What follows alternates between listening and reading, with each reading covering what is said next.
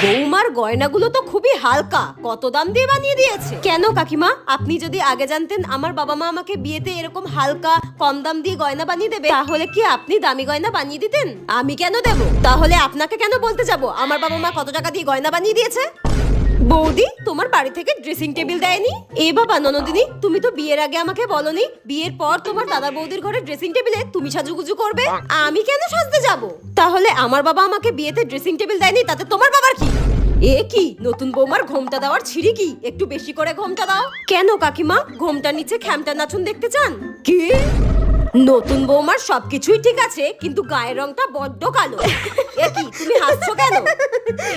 কাকিমা, আপনি যে মনে মনে আপনার ছেলের সঙ্গে আমার বিয়ের স্বপ্ন দেখেছেন, সেটা তো বিয়ের আগে আমাকে আগে জানাননি।